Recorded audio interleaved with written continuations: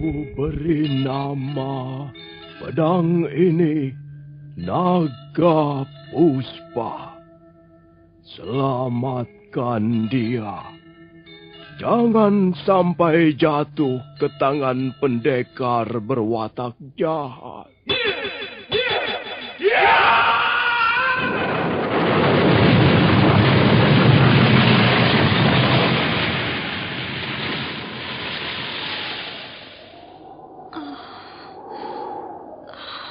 Kakang Kamandanu, kau masih juga tidak percaya bahwa aku mencintaimu. Meisin, maafkan aku, Meisin. Meisin. Meisin!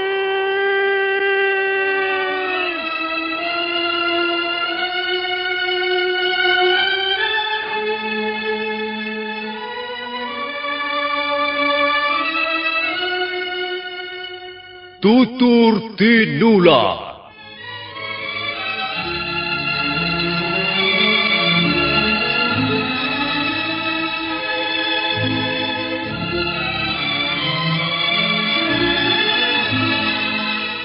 Sebuah sandiwara radio serial, produksi Sanggar Cerita dan Teater Sanggar Prativi. Sebuah kisah dengan latar belakang sejarah runtuhnya Singasari dan berdirinya Kerajaan Majapahit.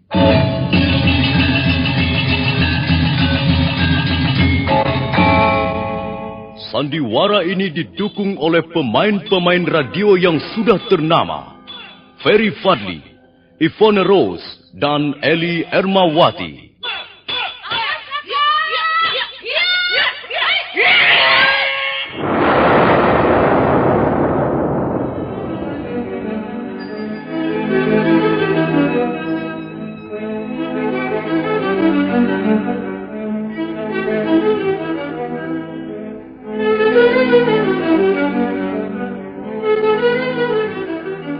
Cerita ini ditulis dan disusun oleh S. Tijab.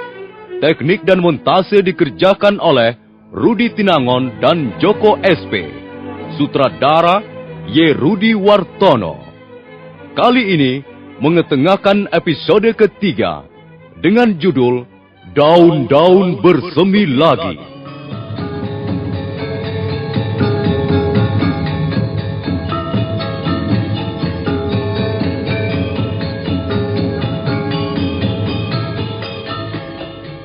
Dalam seri yang ke-67 ini didukung oleh para pemain Edi Dosa sebagai Lo Sisan, Eli Ermawati sebagai Meisin, Haryoko sebagai Empu Renteng, Surya Tanjung sebagai Jaran Lejong, Wenda sebagai Jaran Bangkal, Idris Afandi sebagai Macan Kombang, M. Pratomo sebagai Kebo Kluyur, Narto sebagai Adisara, dan pembawa cerita Nusri.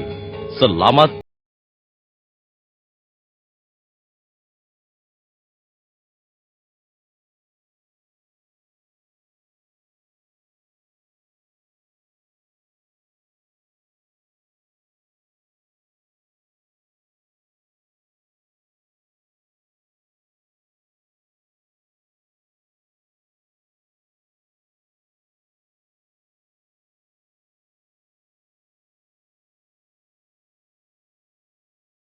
segera mendekati Meisin yang menggenggam pedang naga puspa erat-erat.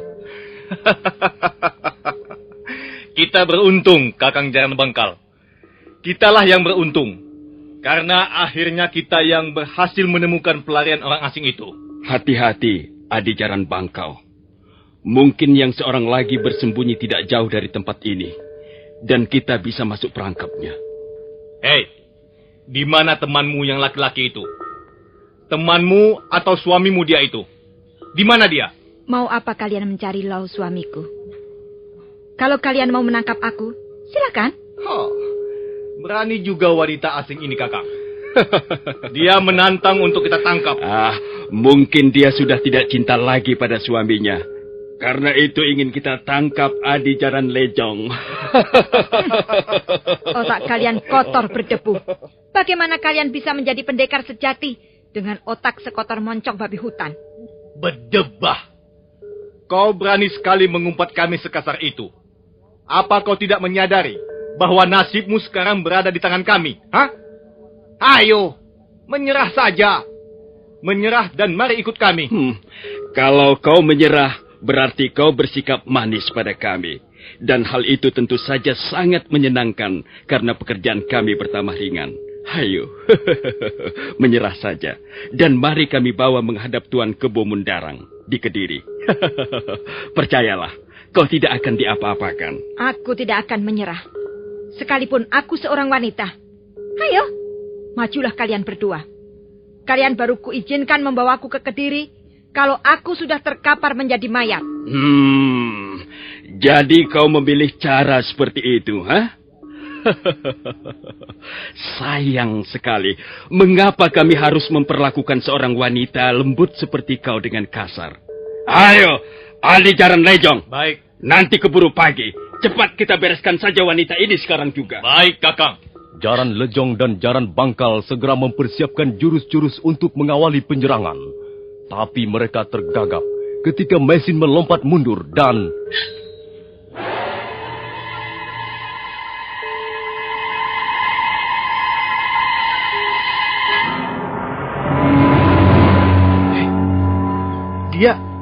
Dia menghunus pedang siluman itu, Kakang. Tenang.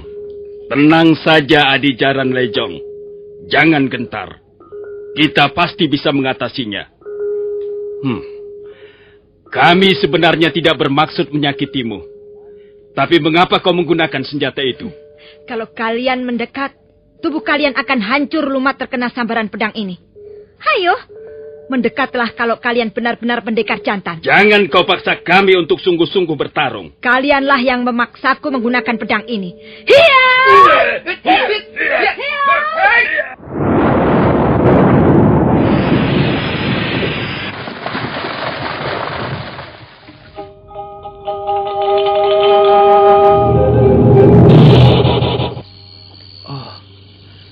Aku seperti mendengar suara ledakan keras dari arah sana datangnya.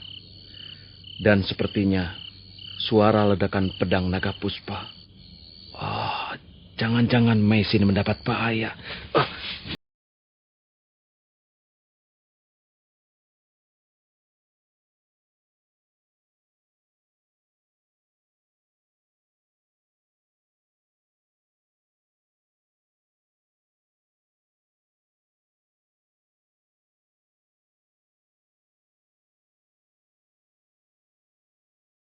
Kabur semuanya. Mereka tak berani menghadapi pedang pusaka ini. Dasar pendekar berwatak pengecut. Pedang ini... mengapa seperti lengket di telapak tanganku? Tenagaku seperti tersedot kekuatan dari dalam benda aneh ini. Aku tak bisa melepaskannya lagi. Bagaimana ini? Aku tidak tahan lagi. Kalau begini, aku akan lenyap bersama benda ini.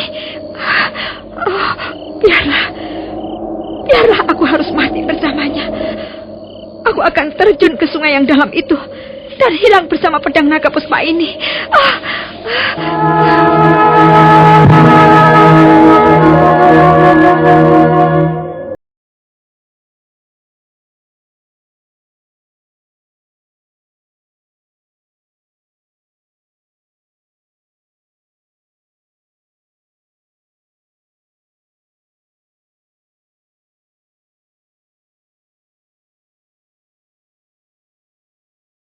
Sambil berusaha melawan arus kekuatan yang menghisap tenaganya.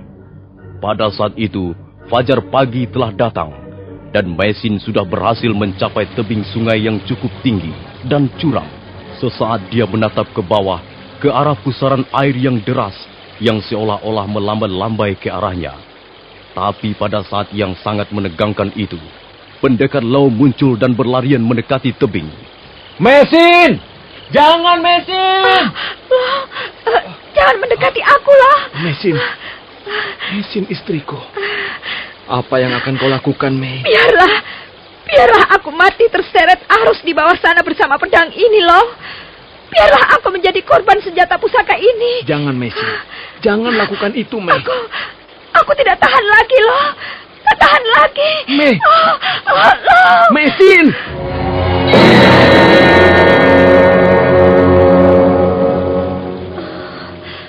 Maafkan aku, loh. Maafkan aku. Aku tak bisa menahan diri. Sudahlah. Kau terlalu lelah. Jangan menambah beban dengan pikiran yang macam-macam. Untung kau segera datang menolong. Kalau tidak, aku tentu sudah tak ada lagi, loh. Bukankah kau sudah tahu rahasia menggunakan pedang ini? Mengapa kau berani mengeluarkannya dan menggenggamnya terlalu lama? Kau pasti belum lupa peristiwa yang menimpa Langkir, bukan? Dia mati seketika karena berani mengamuk dengan menggunakan pedang ini. Tubuhnya hangus seperti terbakar. Iya, aku masih ingat apa yang pernah diceritakan gadis bernama Kurantil itu. Tapi entahlah, aku gugup ketika dua orang laki-laki itu mau menyerang aku. Siapa? Dua orang laki-laki katamu? Iya, aku kepergok dua orang kaki tangan Empu Tong Bajil. Mereka bermaksud menangkap aku dan membawa ke Kediri. Kalau begitu kita harus segera meninggalkan tempat ini, Mesin. Iya, benar loh. Daerah ini tidak aman. Mereka terus mencari dan melacak tempat persembunyian kita. Nah, marilah kita pergi. Kita cari tempat persembunyian yang aman. Setelah beberapa hari, kita bisa meneruskan perjalanan ke desa Kurawan.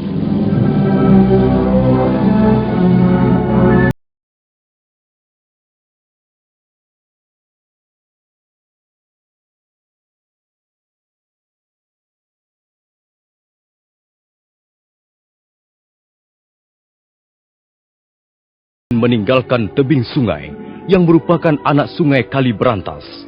Mereka berjalan menuju kaki Gunung Anjasmara. Mereka berjalan sengaja menghindari tempat-tempat yang ramai. Menjelang tengah hari, mereka tiba di desa Pakahuli. Mereka istirahat sejenak di pinggiran desa untuk sekedar melepaskan rasa dahaga dan lapar. Setelah itu, mereka meneruskan perjalanan hingga senja tiba. Pendekar Lau mengajak istrinya menginap di sebuah vihara tua yang terletak di celah-celah lereng antara Gunung Anjasmara dan Arjuno.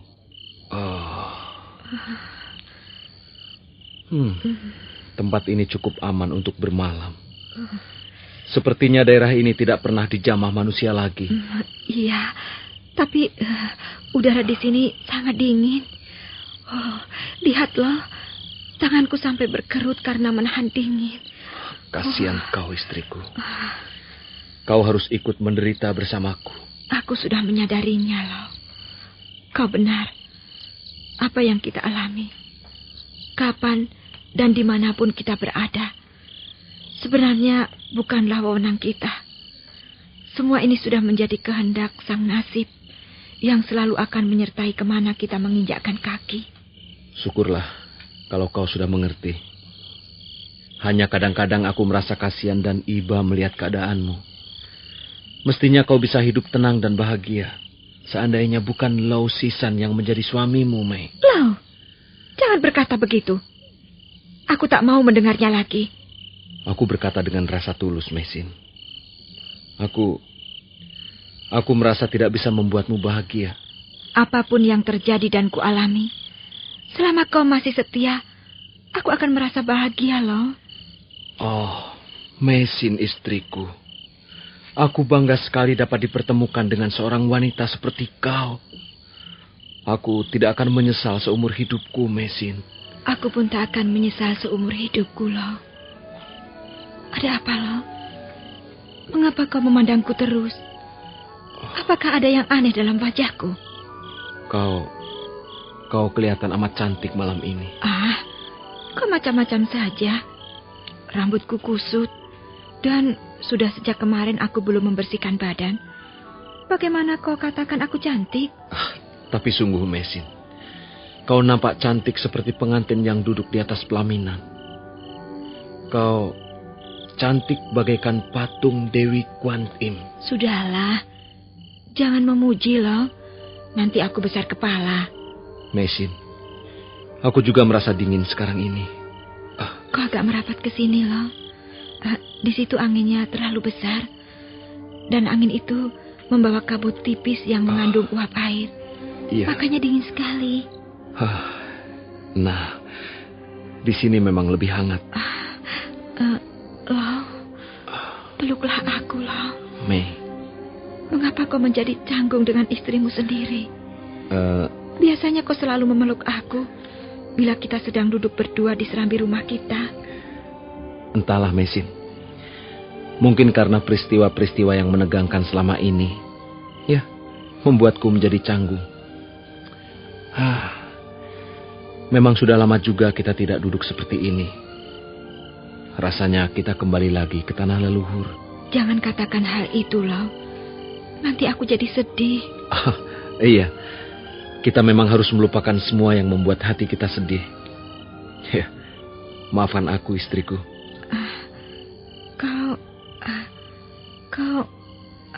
Mengapa kau belum juga tidur, Lo? Apa belum mengantuk? Apakah kau sudah mengantuk? Tidurlah kalau sudah mengantuk. Besok kita teruskan perjalanan.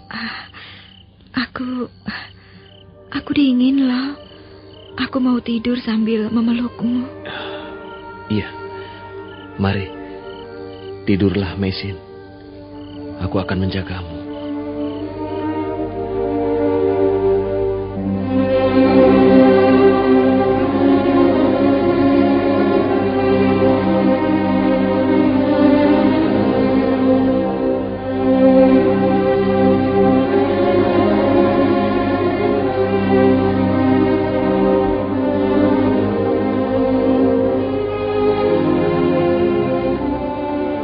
Dua insan suami istri itu pun tertidur pula setelah beberapa saat lamanya memadu kasih, memadu cinta penuh gelora yang indah. Mereka bercinta hanya disaksikan lumut-lumut yang menempel di dinding bangunan vihara tua, serangga malam, dan bulan yang mengambang kesepian di atas langit.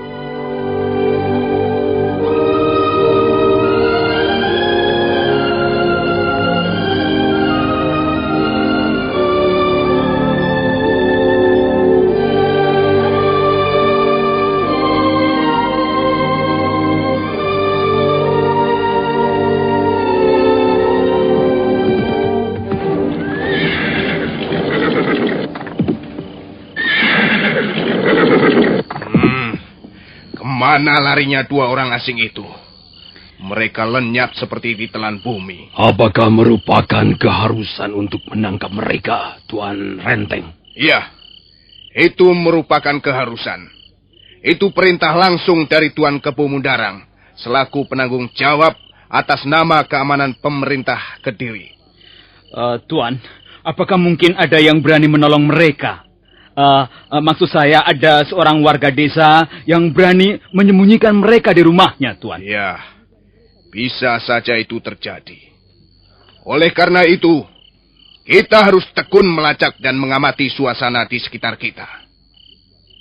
Ya, sebenarnya yang kita khawatirkan adalah kalau mereka itu ternyata mata-mata yang disusupkan oleh pihak musuh. Seperti kalian ketahui, sampai saat ini, pemerintah Kediri masih terus mengadakan gerakan pembersihan. Sisa-sisa kaki tangan Prabu Kertanegara belum seluruhnya bisa dibasmi. Dan mereka masih mengharapkan suatu ketika dia Sang Ramawijaya akan tampil kembali untuk memimpin pemberontakan balasan. Nah, oleh karena itu, Sang Prabu Jayakatwang sangat mengharapkan bantuan para pendekar seperti kalian untuk mengkokohkan kekuasaan dan memantapkan ketertiban dan keamanan umum. Apakah sampai sekarang masih belum diketahui di mana tempat persembunyian dia Sang Ramawijaya itu? Belum diketahui secara pasti. Dulu mereka pernah digerebek dan lenyap di desa Kudadu.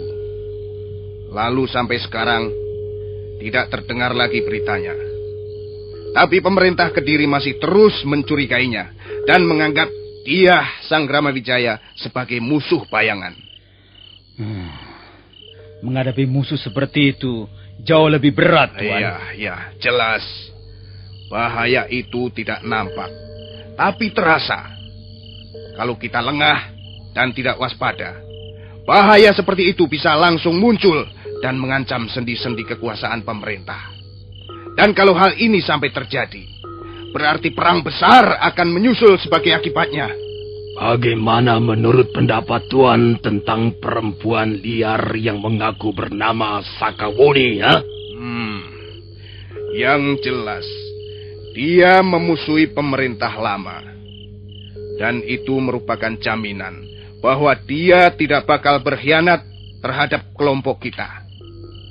Tuan Kepu Mundarang memang cukup jeli. Orang-orang seperti itulah yang perlu dicari dan dimanfaatkan kepandaiannya. Dia harus berkemampuan tinggi, tangguh, dan ulet. Tapi dia juga harus mempunyai alasan yang kuat untuk bergabung dengan kita. Mengapa kau tanyakan hal itu, Macan Kumbang? Apakah kau masih penasaran? Oh, tidak, Tuan Renteng. Kalian tidak perlu kecil hati. Karena tidak terpilih menjadi salah satu di antara 4 besar. Kalian mempunyai kepandaian, dan kalian bisa menggunakannya untuk membantu pemerintah Kediri. Oh, Tuan Renteng.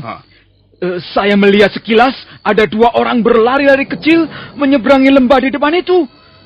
Sepertinya seorang laki-laki dan seorang wanita. Iya. Jangan-jangan mereka 2 orang asing itu. Mereka seperti buru-buru dan bayangannya segera lenyap di balik gundukan Bukit Batu itu, Tuan. Baik. Sekarang begini. Kau, Kepu Kluyur, Macan Kumbang, dan Adisara. Kalian bertiga mengejar 2 orang itu melewati jalan setapak ini. Dan aku akan menggunakan jalan yang lain. Baik, Tuan.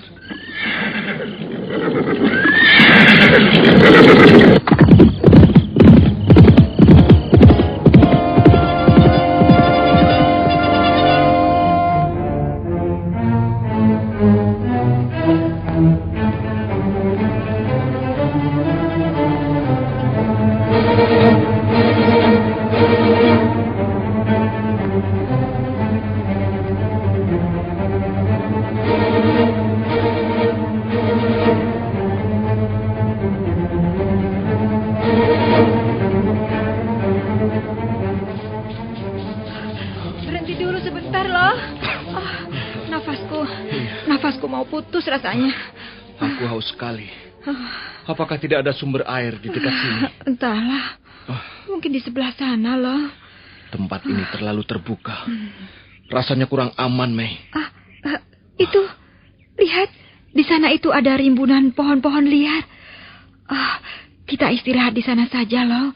Dan barangkali ada sumber air bersih yang bisa kita minum. Iya, ayolah. Pendekar Lau menjamah bahu istrinya. Mereka baru melangkah beberapa tindak ketika mendadak muncul 3 orang berkuda menghampiri mereka.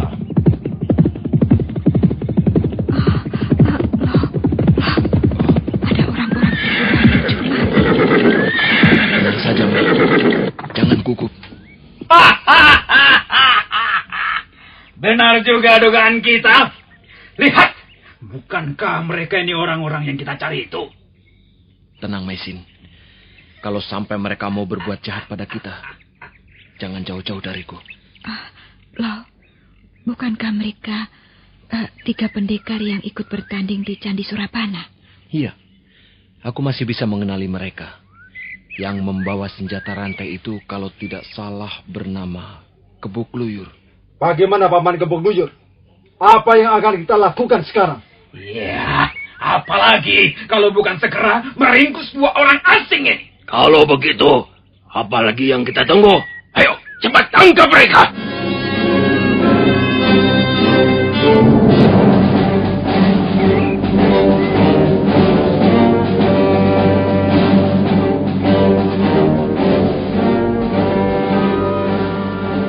Kebo Keluyur, Macan Kombang, dan Adisara segera mengambil ancang-ancang untuk mengadakan penyergapan.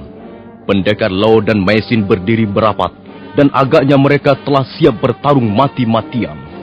Kami tahu siapa kalian, dan kami juga tahu apa maksud kalian mengepung kami. Ayo, tangkaplah. Tangkaplah kami. Tapi kami pun tidak akan berdiam diri. Lebih baik kami mati berkalang tanah daripada harus menyerah.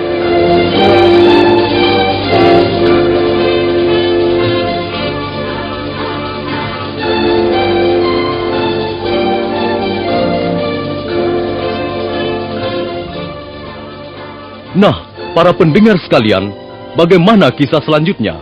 Apakah akhirnya pendekar Lau dan Maisin harus tertangkap dan dibawa ke Kediri sebagai tawanan? Silakan mengikuti seri berikutnya. Sampai jumpa.